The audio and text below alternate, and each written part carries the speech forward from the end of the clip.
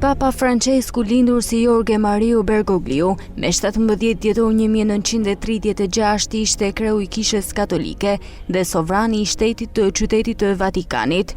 Ai ishte papa i parë nga shoqëria e Jezusit, i pari nga Amerika dhe hemisfera jugore dhe i pari i lindur ose i rritur jashtë Evropës, që nga papa sirian i shekullit të 8, Gregori III.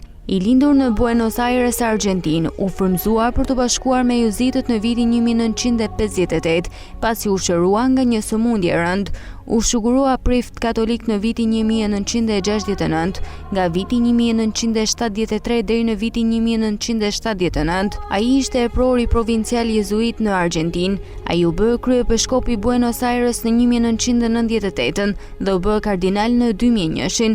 Ai u udhëhoqi kishën argjentinase gjatë razirave të dhjetorit 2001 në Argentinë. Francesku i ka bërë gratë anëtare të plota të dikasterive në Kurinë Romake.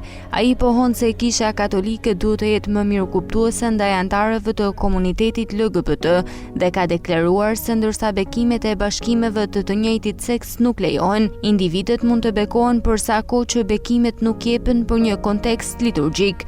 Në vitin 2022, ai kërkoi falje për rolin e kishës në gjenocidin kulturor të popujve indigjen kanadez. Francesku mblodhi sinodin mbi sinodalitetin, që u përshkrua si kulmi i papatit të tij dhe ngjarja më e rëndësishme në Kishën Katolike, që nga Këshilli i Dytë i Vatikanit. Papa Francesku ka shkruar një sër librash, enciklikash dhe tekste të tjera.